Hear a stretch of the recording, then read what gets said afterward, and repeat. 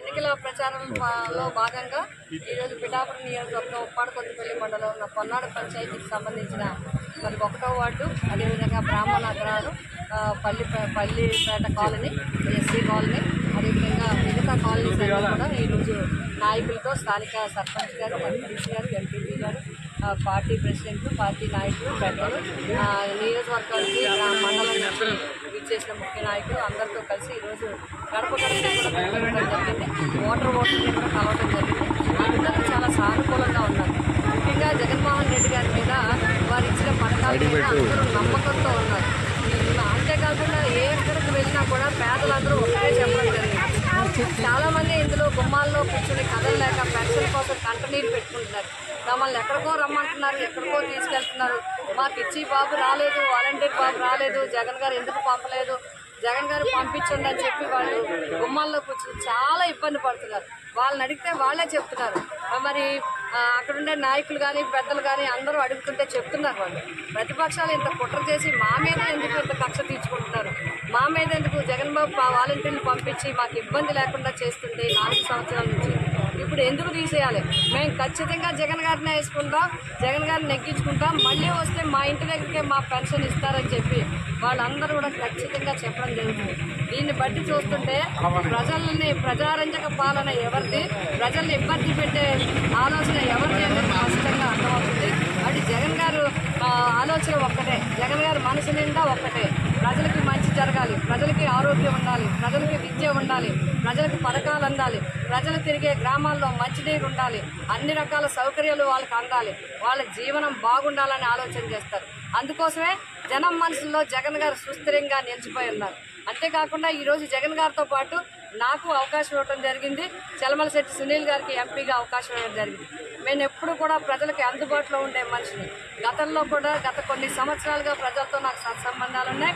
పిఠాపురం నియోజకవర్గ ఆడపడుచుగా, వారి ఇంటి మనిషిగా, వారికి పిలిస్తే అందుబాటులో, సామాన్యులకు అందుబాటులో ఉంటారు మా వంగాగీత గారు, పిలిస్తే పలుకుతారు మా వంగాగీత గారు, ఏ పని చెప్పినా మాకు చేస్తారు వంగాగీత గారు.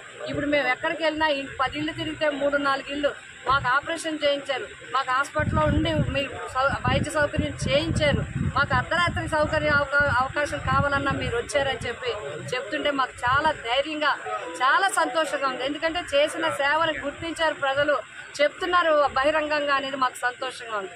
కాబట్టి మేము ఓటర్ మహాశైలు అందరికీ కోరుతున్నాం, మంచి చేసే ప్రభుత్వం జగనన్న ప్రభుత్వం, ప్రజలకి సేవ చేసేవాళ్ళు మేము. ఈ ఇండస్ట్రీస్ పరంగా, ఉద్యోగాల పరంగా అన్నింట్లో కూడా సునీల్ గారు చాలా పట్టుదలతో ఒక మంచి ప్లాన్తో ఉన్నారు. ఇక్కడుండే నిరుద్యోగులకి ఉద్యోగ అవకాశాలు, ఉపాధి అవకాశాలు కల్పించాలనేది వారి ఆలోచన. కాబట్టి ఇండస్ట్రీల పరంగా ఈ నియోజకవర్గాన్ని అభివృద్ధి చెందాలని వారి ఆలోచన. కాబట్టి మా అందరి కాంబినేషన్తో ప్రజలకి మంచి మేలు జరుగుతుంది. కాబట్టి మీరు ఓటర్ మహాశైలు అందరినీ కూడా నేను కోరి ప్రార్థిస్తున్నాను, మీరందరూ మీకు అమూల్యమైన రేపు 13వ తేదీ, మే 13వ తేదీన జరిగే ఎన్నికల్లో మీరందరూ కూడా తప్పనిసరిగా మీ అమూల్యమైన 2 ఓట్లు కూడా ఫ్యాన్ గుర్తుకు వేసి మమ్మల్ని గెలిపించాలని, జగన్ గారి ప్రభుత్వాన్ని మళ్లీ తీసుకురావాలని కోరి ప్రార్థిస్తున్నాను.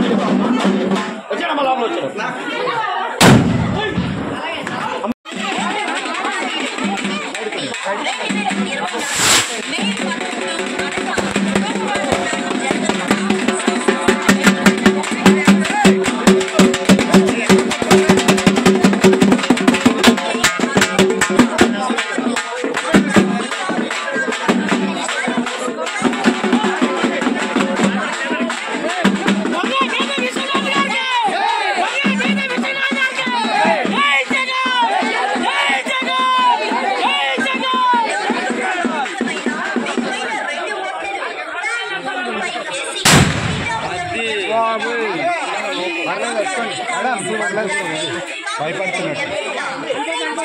పర్లేదు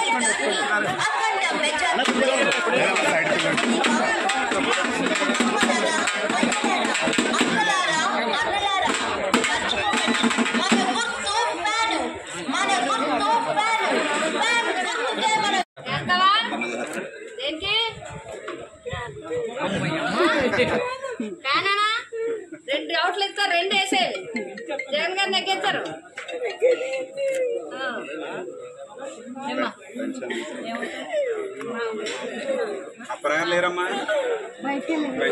పర్వాలేదు పర్వాలేదు తీసుకుందా వెళ్ళాలి అక్కడికి.